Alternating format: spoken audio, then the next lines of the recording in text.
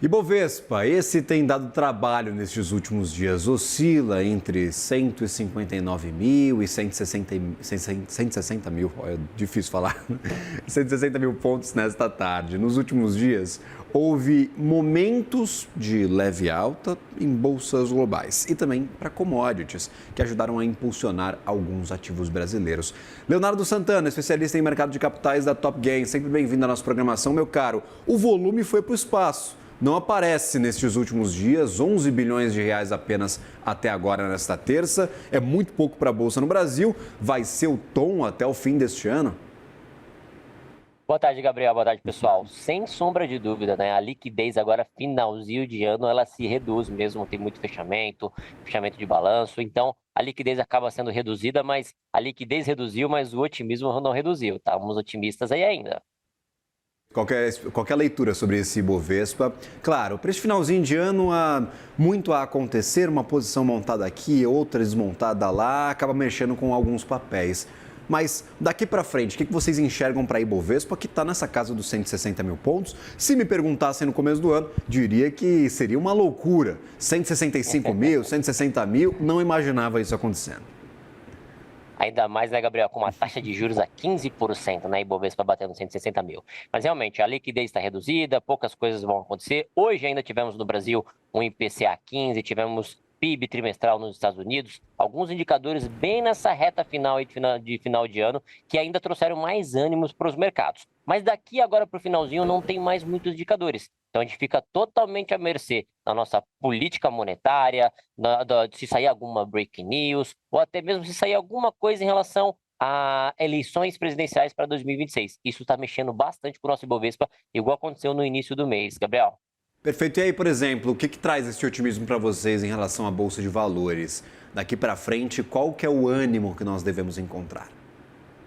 Tá, sem sombra de dúvida que o que trouxe mais otimismo para nosso Ibovespa bater 160 mil esse ano não veio do mercado interno. Óbvio, a gente tem as empresas crescendo, mas sem sombra de dúvida que foi do mercado internacional. As perspectivas e o fato que aconteceu realmente em relação ao corte de juros norte-americano. Isso fez com que tivéssemos uma entrada de capital aqui no Brasil muito grande. Fez com que o nosso dólar no início do ano, que estava na casa dos R$ 6, chegasse a bater 5,30, o nosso Bovespa que estava, sei lá, 120 mil, chegou a bater 160 mil, muito por conta dessa entrada de capital gringo entrando aqui no Brasil, derrubou o nosso dólar e comprou a nossa bolsa. Então, esse otimismo ele continua ainda com a perspectiva de corte de juros vindo lá de fora e se intensificar a nossa possibilidade de corte de juros aqui no Brasil. Hoje o mercado precifica que vai ter corte de juros somente em março aqui no Brasil e inicia os cortes. Então qualquer cenário que traga uma perspectiva que esses juros vai se antecipar, já vai poder ser cortado em janeiro, vai animar mais ainda. Mas a gente está em ritmo de festa, as bolsas estão animadas, nada está quebrando esse clima de final de ano das bolsas aqui, tanto internacionalmente quanto local. Preocupa, meu caro, R$ 5,54. Ontem bateu 5,60. Sim, Finais de ano normalmente são de pressão para dólar. Mas exato. a gente meio que operou descolado do restante do mundo nesta última segunda-feira.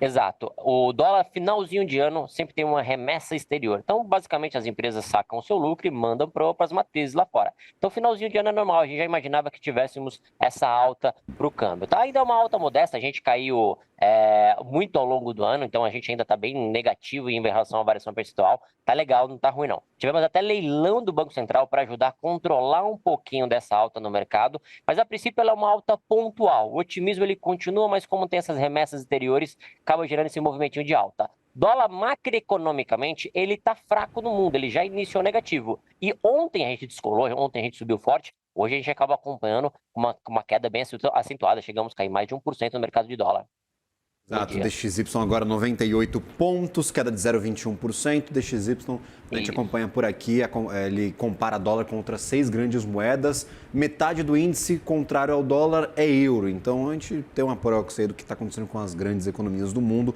contra o dólar norte-americano. Daqui para frente, expectativas, o que a gente pode enxergar afetando este dólar, não só nesse finalzinho de ano, que claro, acertar o que vai acontecer é muito difícil, mas ao longo de 2026, que é o que a gente está olhando com mais atenção a partir de agora.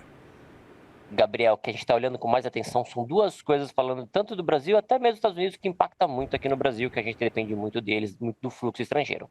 Ainda a gente fala muito de juros internacional, o mercado espera muito corte de juros, e isso Se isso acontecer, vai continuar entrando capital aqui no Brasil. Aqui no Brasil, a gente tem o nosso risco fiscal, ele pode voltar à tona ainda, mas sem sombra de dúvida que o que mais vai ser falado em 2026, que mais vai movimentar a nossa bolsa, são as eleições presidenciais de 2026. Óbvio, o resultado está muito longe ainda, mas o que o mercado está muito de olho são nas pesquisas eleitorais. Se candidato fica, se candidato vai, quem apoia quem é vice de quem, e as pesquisas. As pesquisas também vão trazer bastante volatilidade. Então, o que está de olho, o que o mercado, o que o investidor está de olho nesse exato momento é em relação a como ficam os juros do Brasil, quando começa a cortar juros do Brasil e quais serão os resultados das pesquisas eleitorais e quais serão os candidatos para 2026. É ali que vai trazer volatilidade, é ali que vai mexer com nossos investimentos. Gabriel. Perfeito. E aí, quando a gente olha, por exemplo, fundamento, para quem investe olhando para desconto em relação ao valor devido ou sugerido das companhias, o valor justo dos ativos, para quem está querendo caçar ali um bom crescimento para as empresas, ainda tem espaço para esse tipo de estratégia, mesmo em ano eleitoral e mesmo diante de tanto ruído político? Gabriel, sem sombra de dúvida, eu vou te falar que fica até melhor. Por quê? Porque como você tem muita volatilidade, e algumas vezes, como por exemplo aconteceu no início do mês, que teve uma queda bem abrupta do nosso Ibovespa, é ali que os investidores que estão procurando fundamentos vão se aproveitar do descontinho que vai ter. Então, para quem pensa em longo prazo, não vai deixar entrar nesse burburinho eleitoral. Porque como você tem um pensamento de longo prazo, como você está focado em investir, em ser sócio da empresa, em achar empresas com bons fundamentos, sólidos, que vão pagar dividendos, que vão crescer ao longo dos anos, independente de qualquer coisa, aí que tem mais espaço ainda. Porque você vai aproveitar todo esse burburinho, toda essa volatilidade e às vezes esse descontinho para entrar no mercado financeiro com um precinho mais justo, digamos assim. A gente que está esfregando as mãos esperando o momento das small caps, falando, cara, é agora que vai vir as small caps, vão ganhar atração e tal, o juro vai começar a cair. Escuto essa conversa já há um bom tempo. Tem algumas small caps que realmente deslancharam, tiveram um bom desempenho, mas quando a gente olha para o índice, ainda está um pouquinho descolado do que acontece com o Ibovespa, que sobe demais neste ano. Você acredita que em 2025... teoricamente, com queda de juros, a gente possa ter talvez um olhar um pouco mais atento para essas small caps, ou ainda são investimentos mais arriscados do que o mercado pede de talvez garantias? Sem sombra de dúvida que são movimentos mais arriscados. Ações mais arriscadas. A gente tem que só tomar cuidado um pouquinho com o time, porque às vezes, como o mercado já está precificando muito antes que vai ter corte de juros, o mercado, às vezes, ele acaba aproveitando, essa small cap aqui, ela está com um preço interessante, e ela vai se beneficiar muito com o corte de juros. Então, eu vou acabar antecipando a compra dela, e quando realmente acontece o fato, às vezes ela acaba devolvendo a movimentação, ela acaba caindo. Então, além de ser um pouco mais arriscado, o time ele é mais difícil. Então, eu acho que não tem novidade. Para o investidor achar ação que a gente chama de setores perenes, é aquele setor do dia a dia, aquele setor que todo mundo utiliza no dia a dia, que não tem novidade, ação com fundamentos e pensamento de longo prazo, Gabriel. E com isso, você não tem erro, você vai conseguir fazer uma valorização muito legal do seu patrimônio ao longo dos anos. Mas você pode tomar risco? Pode. Mas para que a gente pode tomar risco? A gente tem duas opções no Brasil. A gente tem uma taxa de juros, a segunda maior taxa de juros do mundo, pagando 15%, pagando mais de 1% ao mês, e ações consolidadas, perenes, fortes, com fundamentos. Para que a gente pode tomar risco em outras ações? A probabilidade, às vezes, de um boom, de um crescimento, ela é maior. Só que, às vezes, você pode acabar, perdendo ali de forma desnecessária. Aí fica também a dica, não coloque todos os ovos na mesma cesta. É clichê? É. Mas você pode ter um pequeno risco ali nas small caps, mas a maioria tem que ser ação perene, ações seguras que vão te pagar dividendo e vão crescer durante anos, Gabriel. Perfeito. Inclusive, estou dando uma olhada aqui nos prefixados, no que está sendo negociado de Tesouro Direto, que é o investimento teoricamente risk-free aqui do mercado brasileiro. Sim. Tem aqui, ó, Tesouro negociando a quase 14%, IPCA mais 7,5%. Tem várias opções aí, livres de risco.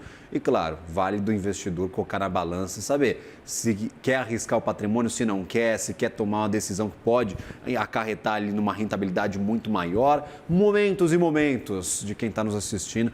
Agradecido imensamente, Leonardo Santana, especialista em mercado de capitais da Top Game. Sempre bem-vindo à nossa programação. Até uma próxima, meu caro.